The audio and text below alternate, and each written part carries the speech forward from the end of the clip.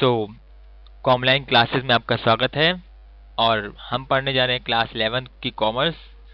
तो 12th और आगे प्रोसीड करने से पहले पहले क्लास 11 को पढ़ा दिया जाए। तो आपके टीचर हैं दिलीप कुमार और हम इंट्रोडक्शन पहले ही करा चुके हैं, तो आपका टाइम ना वेस्ट करते हुए हम आगे बढ़ते हैं क्लास की तरफ। तो हम पढ़ने के जा रहे हैं सब आंसर देंगे अकाउंटिंग, लेकिन हम पढ़ने जा रहे हैं अकाउंटेंसी। अकाउंटेंसी के अंदर हम डील करेंगे अकाउंटिंग से। अब आपके मन में सवाल आएगा कि अकाउंटिंग होता क्या है। तो पहले बुकिश लैंग्वेज में, accounting refers to the process of identifying, recording, classifying, summarizing and finally communication of the financial information to the users of accounting। शायद अभी कुछ समझ में नहीं आया, अब थोड़ा सा अपनी लैंग्वेज में बताता हूं मैं। अकाउंटिंग एक ऐसा प्रोसेस है जिसमें हम आइडेंटिफाई करते हैं यानी पहचान करते हैं, रिकॉर्ड करते हैं। क्या चीज़ रिकॉर्ड करते हैं आइए बताएंगे, यानी दर्ज करते हैं। फिर क्लासिफाई करते हैं, वर्गीकरण करते हैं मतलब, फिर समराइज करते हैं और आखिरी में अंतिम में हम उसको कम्युनिकेट करते हैं। किसको? फाइनेंशियल इंफॉर्मेशन को। यानी हम आइडेंटिफाई करते हैं फाइनेंशियल इंफॉर्मेशन को, रिकॉर्ड करते हैं फाइनेंशियल इंफॉर्मेशन को, क्लासिफाई करते हैं फाइनेंशियल इंफॉर्मेशन को, समराइज भी करते हैं फाइनेंशियल इंफॉर्मेशन को और फाइनली कम्युनिकेशन भी करते हैं फाइनेंशियल इंफॉर्मेशन का। तो बात यहाँ पे आके पहुँच गई कि हमें पूरी तरह से अकाउंटिंग में सिर्फ डील करना है फाइनेंशियल इंफॉर्मेशन से। तो accounting is a process which deals with the financial information. Now the question arises, what is financial information? So the answer is, financial information is that information which could be expressed in terms of money। Financial information एक ऐसी information है जिसको हम मुद्रा में अंकित कर सकें। मुद्रा में अंकित कर सके मतलब क्या हो गया? आपने अपनी अकाउंटिंग की बुक खरीदी, 400 की, 300 की, 500 की, डीके गोयल की, आर.एस. अग्रवाल की, कोई बुक खरीदी, तो आपने उसको पेमेंट किया, उसके बाद पैसे आए, आपके पास बुक आई। ये हो गई मॉनेटरी ट्रांजैक्शन, मॉनेटरी इंफॉर्मेशन। आप OLX पे अपना सामान कोई बेचते हो, पुराना मोबाइल बेचते हो, एटसेट्रा एटसेट्रा, तो आपको इसमें पैसे मिलते हैं। एक बेचने पे, खरीदने पे आपको पैसे मिलेंगे। आप फ्लिपकार्ट से कोई नई चीज़ खरीदते हो तो उसमें आपके पैसे, जिस चीज़ में पैसा इन्वॉल्व हो जाए वो इन चीज़ फाइनेंशियल इंफॉर्मेशन है। लेकिन उसी फाइनेंशियल इंफॉर्मेशन को लिया जाएगा जो आपके बिजनेस से रिलेवेंट है, क्योंकि हम यहाँ पे बिजनेस से ही डील करेंगे। नेक्स्ट टॉपिक आती है रिकॉर्डिंग। अब आपने उसको पहचान तो लिया कि इसमें फाइनेंशियल इंफॉर्मेशन है क्या, लेकिन उसको रिकॉर्ड करना ज़रूरी है। आप खुद सोच के देखो, अगर 5 साल बाद कोई आपसे पूछे कि आपने 5 साल पहले से अभी तक क्या क्या सेल किया, क्या क्या परचेज किया, क्या खरीदा, क्या बेचा, तो आप छोटी से छोटी चीज़ और बड़ी से बड़ी चीज़ अपने दिमाग में रख पाओगे? ये उन सब चीज़ों को आप बता पाओगे उसको? शायद डॉन को पकड़ने से भी ज़्यादा इम्पॉसिबल चीज़ यही है। इसलिए अकाउंटिंग की जाती है और उसमें रिकॉर्डिंग की जाती है। इसमें हम अलग अलग बुक्स मेंटेन रखते हैं, अलग अलग बुक्स मेंटेन रखते हैं एक फॉर्मेट की, ना कि हम लोग नॉर्मल जैसे मुनीम लोग बुक रखते हैं, किताबें रखते हैं, इसमें शुभ लाभ लिखा होता है, उस तरह की बुकें नहीं। ये पर्टिकुलर जर्नल एक फॉर्मेट वाली बुक होती हैं जिसमें होता है journal, sales book, purchase book, purchase return book, sales return book, cash book, bank book. लेकिन इसमें एक बुक बिल्कुल भी नहीं आती है जो आपकी पसंद की है, वो है फेसबुक। फेसबुक आपको इससे अलग मिलेगी। अगली बात, हम नेक्स्ट स्टेप में आते हैं, फिर इसको क्लासिफाई करते हैं। क्लासिफाई यानी वर्गीकरण करना। अब आप खुद सोच के देखो, आप किसी को, जो यूजर्स हैं, अपने मालिक के पास जाओगे, जो आपका बॉस है उसके पास जाओगे, उसने कहा हमने कौन कौन सी सेल की, कौन कौन सी परचेज की, तो आप पूरे साल भर की इतनी सारी बुक्स लेके चले जाओगे और उससे कहोगे लो देखो, नहीं, उसके लिए दिक्कत हो जाएगी। इसलिए हम क्या करते हैं, पहले उसको अच्छी तरह से क्लासिफाई कर देते हैं। सेल्स को एक तरफ, परचेज को एक तरफ, कैश में ट्रांजैक्शन किया तो उसको एक तरफ, किस और महेश से किया तो अगली तरफ, रमेश से की ट्रांजैक्शन तो अगली तरफ। इन सब के हम लोग अलग अलग हेड बनाते हैं और उन्हीं हेड्स को कहते हैं लेजर्स। नेक्स्ट स्टेप में जाते हैं समराइज करने में। अब हमने जितने भी लेजर्स बना रखे हैं वो सब आ जाते हैं लेजर बुक के अंदर, वो होते हैं अकाउंट्स। अब लेजर बुक में डालने के बाद उसको हम लोग समराइज करते हैं। समराइज करना मतलब सारे लेजर्स को एक फॉर्मेट में ले आना। पहले हम लोग लाएंगे ट्रायल बैलेंस में, फिर आगे बढ़ते हैं, उसमें से हमको निकालना है कि हमारा प्रॉफिट क्या आया, लॉस क्या आया। उसके लिए हम लोग बनाते हैं trading and profit and loss account. उसके बाद आगे बढ़ते हैं हम लोग हमारी फाइनेंशियल पोजीशन जानने के लिए कि हमें इस साल में कितने हमारे एसेट्स हैं, कितने हमारे लायबिलिटीज हैं। ये शब्द आपके लिए भी अननोन है, लेकिन कुछ देर बाद ही आपके लिए सब नोन हो जाएंगे। तो इन सब स्टेटमेंट्स को बोलते हैं फाइनेंशियल स्टेटमेंट ऑफ अकाउंट्स, और इनका प्री फॉर्मेटेड स्टेटमेंट होते हैं। और ये और सब्जेक्ट्स की तरह कोई टफ नहीं है। अकाउंटिंग सबसे सबसे सबसे इजी सब्जेक्ट है, तो आपको इनका फॉर्मेट समझने में कोई भी दिक्कत नहीं होगी। आगे बढ़ते हैं कम्युनिकेटिंग की तरफ, इसका लास्ट स्टेप। तो हम लोग अकाउंटिंग के जितने भी फाइनेंशियल इंफॉर्मेशन बनाई है, ये हम सिर्फ रख के बैठ नहीं जाएंगे कि हमने रख दिया, बना दिया और बैठ गए। नहीं, हमारा काम यहीं पे खत्म नहीं होता है। इसके बाद हमें इसको कम्युनिकेट करना होता है। अब आपके मन में सवाल उठेगा कि हमें किसको कम्युनिकेट करना है। तो ये होते हैं यूजर्स ऑफ अकाउंटिंग, जिनके बारे में हम बाद में डिस्कस करेंगे। नेक्स्ट टर्म आता है अकाउंटेंसी। अकाउंटेंसी एक बहुत ब्रॉडर टर्म है।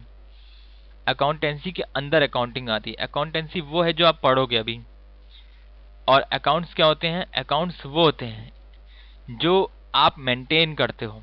तो क्या हो गया मतलब, अकाउंटेंसी वो सब्जेक्ट है जो आप पढ़ोगे, अकाउंटिंग वो प्रोसेस है जो आप करोगे उसके अंदर, और अकाउंट्स वो हैं जो आप क्लासिफाइंग स्टेप के अंदर बनाते हो। इसको हम अच्छी तरह समझाते हैं नेक्स्ट स्लाइड में। ये रहा आपका अकाउंटिंग प्रोसेस। तो पहले हम लोग सोर्स डॉक्यूमेंट्स को आइडेंटिफाई करते हैं। सोर्स डॉक्यूमेंट क्या हो गया? जैसे आपने कोई भी चीज परचेज करी, मोबाइल नया परचेज किया, तो आप उससे बिल लेते हो, या आप कोई चीज बेचते हो तो उससे एक रसीद लेते हो, रिसिप्ट लेते हो, इनवॉइस लेते हो। तो वही बिल, रिसिप्ट, इनवॉइस जो भी है वही इसके सोर्स डॉक्यूमेंट होते हैं। उन्हीं से आप पहचान करोगे कि आपने सेल क्या करी है, परचेज क्या करी है, पेमेंट क्या करी है। तो यहाँ आपका स्टेप आता है आइडेंटिफिकेशन का। फिर उन इनवॉइसेस से आप अपनी बुक्स में रिकॉर्ड करते हो, और उन बुक्स को कहते हैं journals, purchase book, sales book. फिर उनके अलग अलग हेड बनाते हैं, अलग अलग हेड में बोलते हैं लेजर्स। उन अलग अलग हेड को, उस अलग अलग हेड्स में हम लोग जितनी भी ट्रांजैक्शन जर्नल्स में कर रखी हैं उनको हम क्लासिफाई करते हैं। उसके बाद हम लोग समराइज किस में करेंगे? Trial balance of financial statement में, जैसे मैंने आपको पहले बताया था। अब आगे बढ़ते हैं अकाउंटिंग कंसेप्ट्स की तरफ। इन कंसेप्ट को जानना बहुत बहुत बहुत ज़रूरी है, और ये कोई साइंस के, फिजिक्स के कंसेप्ट जैसे टफ नहीं है। तो पहला कंसेप्ट है बुक कीपिंग। जो आपने अकाउंटिंग में पहले दो स्टेप पढ़े, यानी आइडेंटिफाइंग और रिकॉर्डिंग, बस वही है बुक कीपिंग। तो it could be referred to as recording of financial information of company. Thus it can be said as where the bookkeeping ends, the accounting starts। जैसे ही बुक कीपिंग खत्म होती है, यानी कि जैसे कि आपका रिकॉर्डिंग प्रोसेस खत्म, रिकॉर्डिंग का स्टेप खत्म होता है, वहीं से आगे जो आपका क्लासिफिकेशन आता है, जो आपका समराइजिंग और कम्युनिकेशन आता है, यहीं से आपकी अकाउंटिंग स्टार्ट हो जाती है। और बुक कीपिंग कहाँ तक रहती है? बुक कीपिंग अकाउंट रिकॉर्डिंग तक है, जहाँ आप ट्रांजेक्शन्स को, एंट्री को, जो आपने इवेंट्स इन्वॉल्व हुए हैं उनको रिकॉर्ड किया है, वो खत्म होने वहां तक की आपकी बुक कीपिंग होती है। और आगे बढ़ के जितने भी स्टेप्स हैं आगे के, क्लासिफाई करने के, समराइज करने के, बैलेंस शीट बनाने के, trading and profit and loss account बनाने के, वो सब स्टेप, इसको कम्युनिकेट करने के वो सब स्टेप आते हैं अकाउंटिंग के अंदर। अगला टॉपिक है एसेट्स।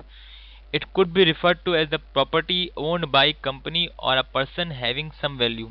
आसान भाषा में बताते हैं कि ऐसी कोई भी संपत्ति जो कंपनी या कोई पर्सन, कोई इंडिविजुअल ओन करता है, जिसकी कोई कीमत हो, कोई दाम हो। सपोज आपने बिजनेस चालू किया है बुक सोल्ड आउट करने का, तो वहाँ पे आपके बुक्स रखी हुई हैं जो बेचोगे आप, वो भी आपका एक एसेट है, प्रॉपर्टी है। जिन जहाँ वहाँ आपने अपने फर्नीचर रखे हैं वो भी आपका एसेट है। जिस दुकान में आप खड़े हो, जो अपनी दुकान खड़ी कर रखी है, वो भी एक एसेट है। यहाँ तक कि जहाँ पे अपनी दुकान खड़ी की है वो लैंड भी एक एसेट है। तो ऐसी कोई भी संपत्ति जो आपके बिजनेस के अंदर है पूरी, जो आपके बिजनेस को बनाती है, वो सारी संपत्तियां एसेट कहलाती हैं, क्योंकि उन सब की एक वैल्यू होती है। लेकिन जिसकी कोई वैल्यू नहीं है उनको हम एसेट में क्लासिफाई नहीं करेंगे। आगे बढ़ते हैं लायबिलिटीज की तरफ। Liabilities, these are the obligation of the company and can be said as डेब्ट owned by the company for which it is obliged to pay. Liabilities वो ऑब्लिगेशन होती हैं, ये वो दायित्व होती हैं जो कि कंपनी को पे करने होते हैं। किनको? कंपनी के मालिक को या फिर कंपनी के बाहर के लोग जिनसे पैसे लिए गए हैं।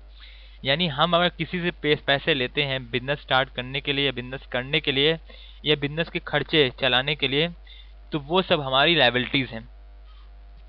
फिर आते हैं इनकम की तरफ। इनकम वो अमाउंट, वो मुद्रा, वो राशि जो हमें एक पीरियड के दौरान, ये आपका 1 महीना भी हो सकता है, 5 साल भी हो सकते हैं, 1 साल भी हो सकता है, जो आपको मिले गुड्स और सर्विसेज को बेचने से या फिर किसी भी तरह से। आपको अगर बिजनेस में आपको कोई राशि मिल रही है, कोई धन राशि प्राप्त हो रही है, तो वो आपकी इनकम है। ये आप वर्ड नॉर्मल रूटीन में भी सुनते हो। इनकम, आपके फादर की इनकम क्या है, आपकी मदर की इनकम क्या है, आपकी खुद की इनकम क्या है। तो इनकम एक नॉर्मल वर्ड है। फिर आते हैं एक्सपेंस। एक्सपेंस का मतलब हो गया खर्चा।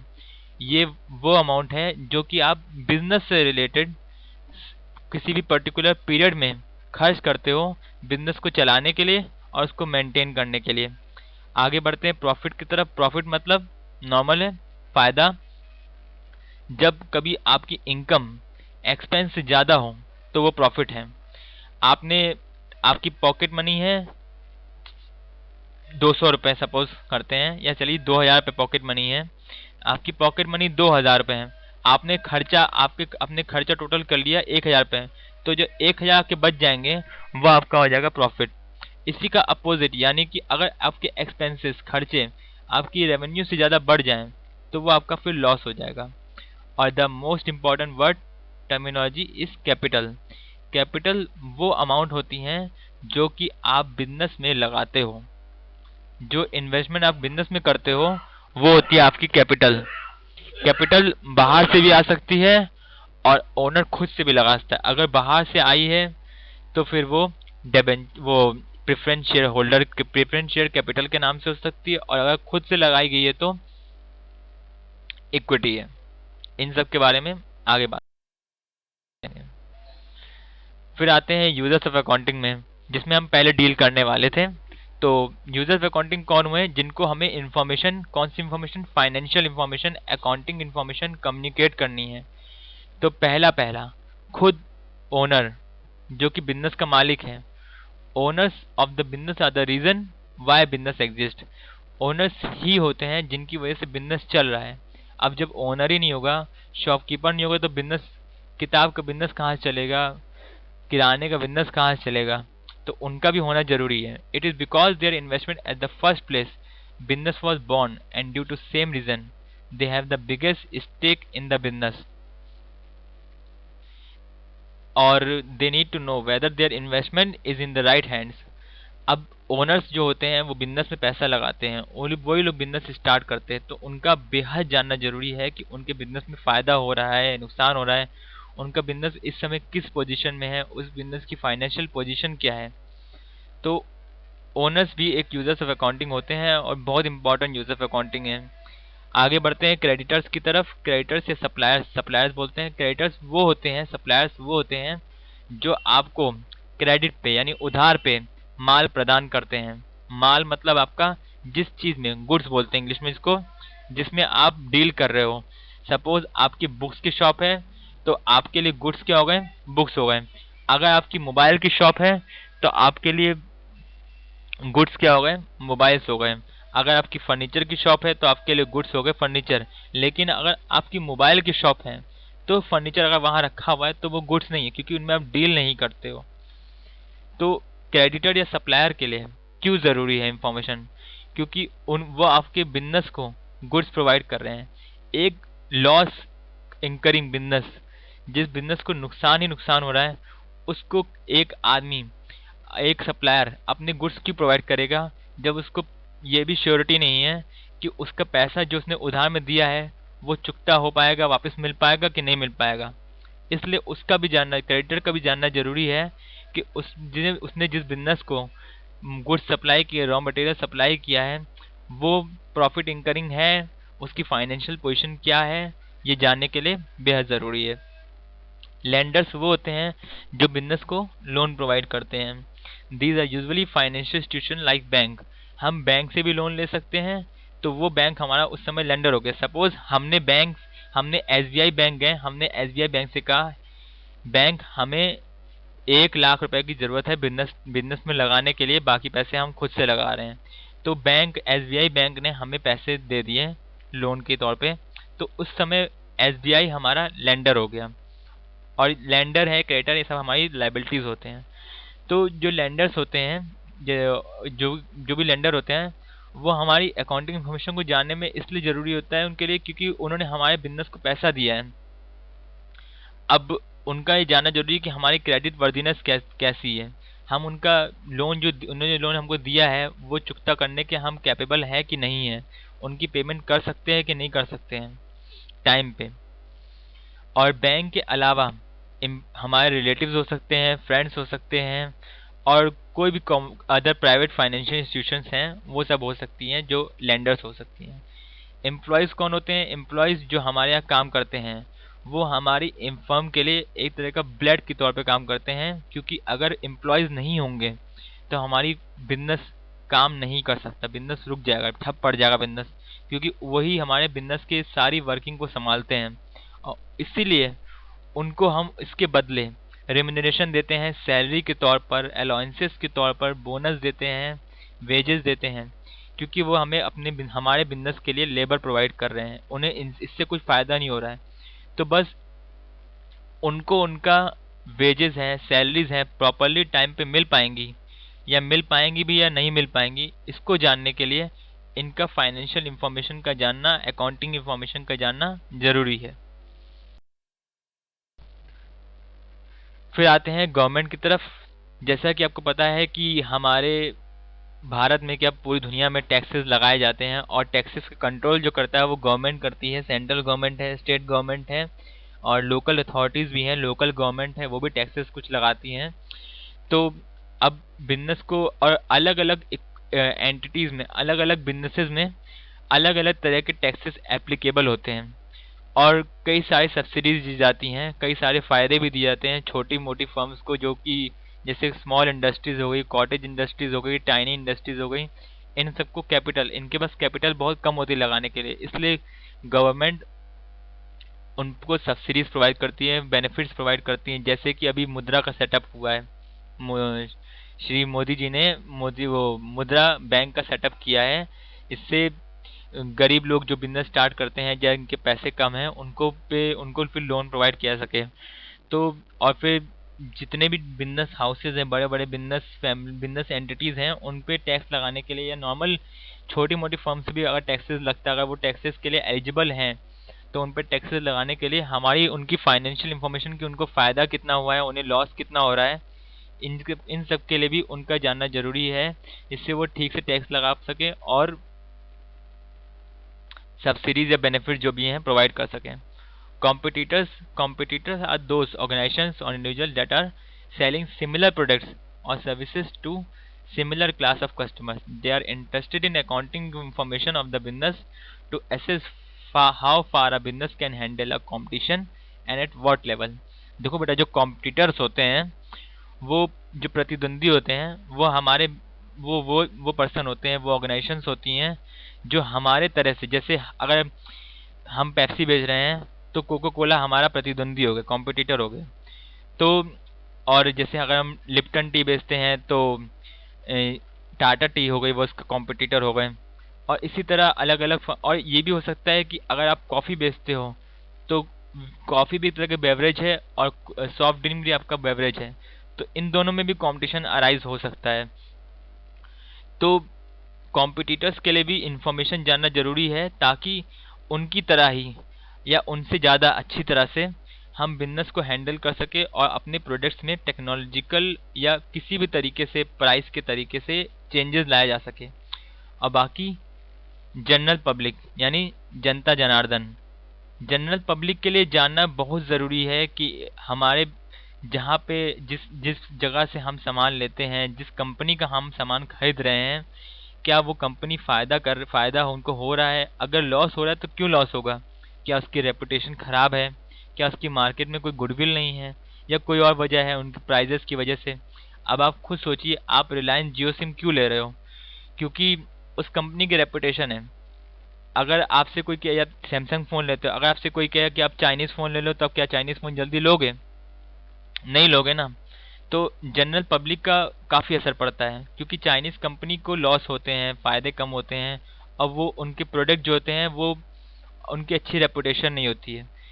इसलिए पब्लिक का मत बेहद ज़रूरी है, और इसलिए जनरल पब्लिक का जानना बहुत ज़रूरी है कि फर्म को लॉस हो रहा है या प्रॉफिट हो रहा है। सो स्टूडेंट्स, आज के लेक्चर यहीं ख़त्म होता है। आपको बिना बोर करते हुए हम कल आपसे फिर नेक्स्ट लेक्चर में मिलेंगे।